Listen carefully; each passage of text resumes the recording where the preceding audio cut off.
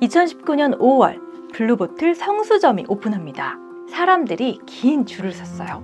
왜 다른 나라보다 먼저 한국에 들어왔냐고 물으니 창립자 제임스 프리먼이 말하기를 블루보틀 사이트에 들어오는 사람들이 한국인이 정말 많았대요. 한국에 들어오기 전부터 인스타그램에서는 핫했던 거죠.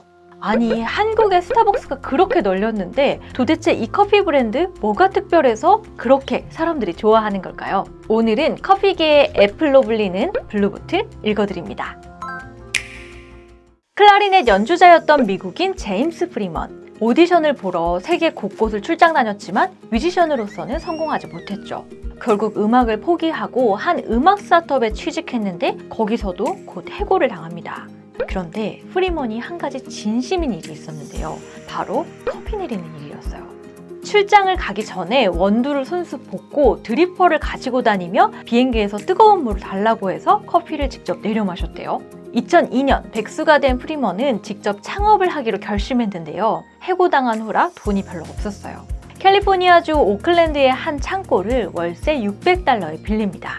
어떤 레스토랑 창고에 한 구석에 로스팅 기기를 두고 원두를 볶아서 카페에 납품한 건데요. 그나마도 레스토랑이 오픈하는 5시까지만 가능했다고 하니 참 짠내나는 시작이었죠.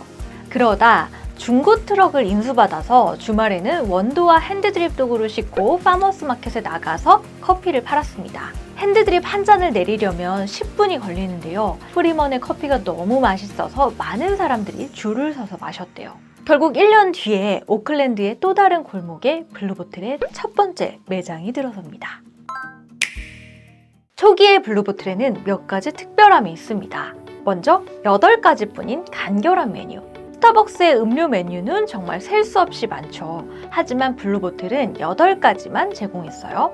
드립커피, 에스프레소, 카푸치노, 카페라떼, 카페모카, 마키아토, 뉴올리언스 커피, 핫초코. 캐러멜 마키아토는 없어요. 캐러멜처럼 향을 내는 첨가물은 넣지 않기 때문이죠. 두 번째는 하나로 통일된 컵 사이즈. 스타벅스에는 숏, 톨, 벤티, 그란데까지 사이즈도 다양하죠. 그런데 블루보틀은 한 가지 사이즈만 있어요. 커피를 가장 잘 느낄 수 있는 용기의 사이즈와 물이 정해져 있기 때문이에요. 정해진 시간에 정해진 양의 물을 넣는데 온도도 0.1도 단위로 조정했어요. 아주 초정밀한 매뉴얼로 이루어져 있습니다. 클라리넷 연주자였던 프리먼의 섬세함이 느껴지는 대목이죠.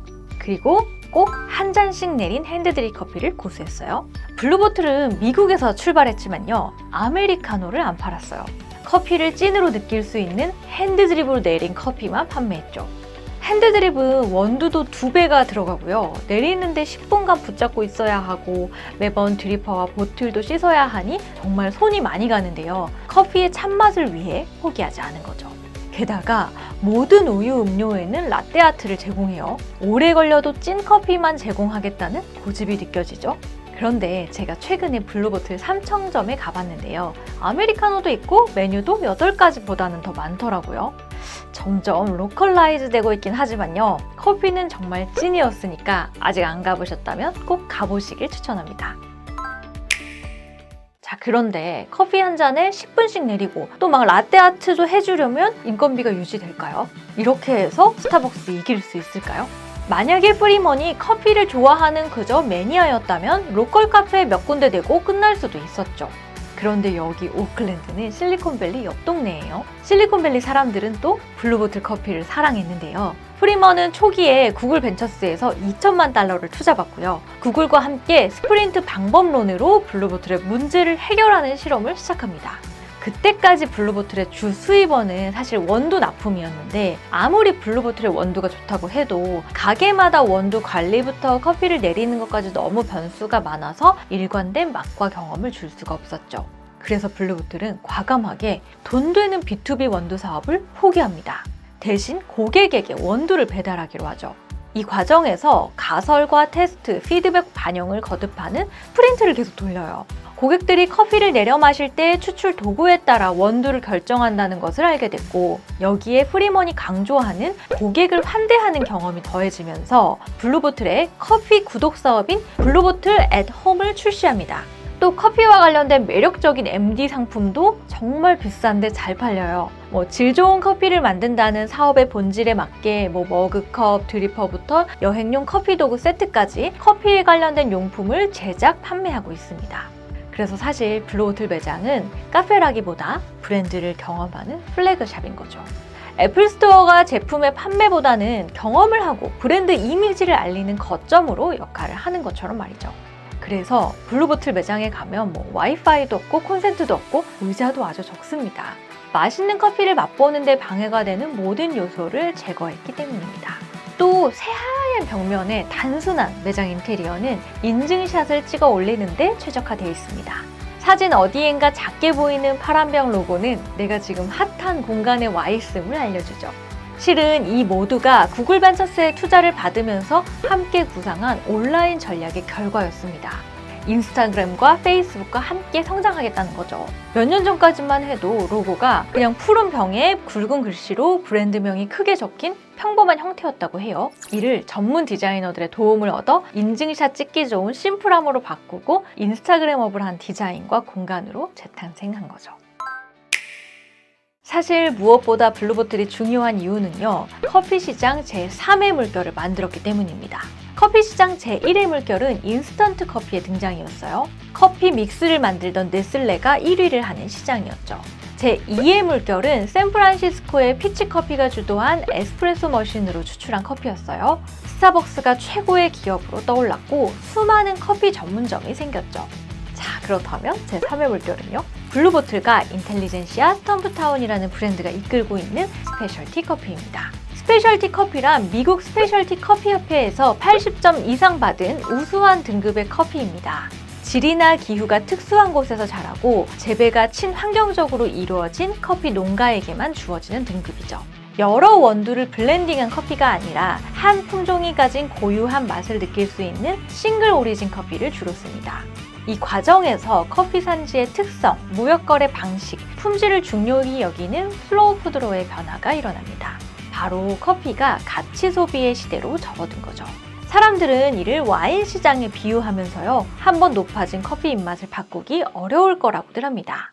그래서 스타벅스 역시 2008년부터 이 시장에 대응하기 위해 스타벅스 리저브를 열지만요, 스페셜티 커피에선 블루보틀을 따라오지 못하고 있어요. 그런데요, 2017년 제1의 물결의 주역이었던 네슬라가 제3의 물결인 블루보틀을 인수합니다. 커피 마니아들은 충격에 빠졌어요. 더 이상 블루보틀을 마시지 않겠다. 세상에서 제일 좋아하던 독립 로스터가 자본에 무너졌다. 이런 악플들이 달렸죠. 프리먼은 도대체 왜 이런 결정을 한 걸까요? 사실 블루보틀은요, 40여 개의 지점을 내고 유명해지기까지 10년간 아주 천천히 성장했습니다. 하지만 그동안 1,400억 원에 달하는 투자를 받았기 때문에 투자자들을 위해서는 상장이나 인수를 선택해야 하는 상황이었어요. 한편 네슬레는 여전히 시장 1위로 다 가지고 있었지만 프리미엄 브랜드는 없었기 때문에 블루보틀을 인수하고 싶어 했죠.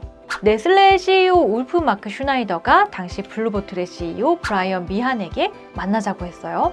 그때 블루보틀은 별로 네슬레에 인수되고 싶지 않았다고 해요. 하지만 슈나이더는 스위스 그 풍경 좋은 네슬레 본사에 데리고 가서 블루보틀의 정체성을 온전히 지켜준다고 약속합니다.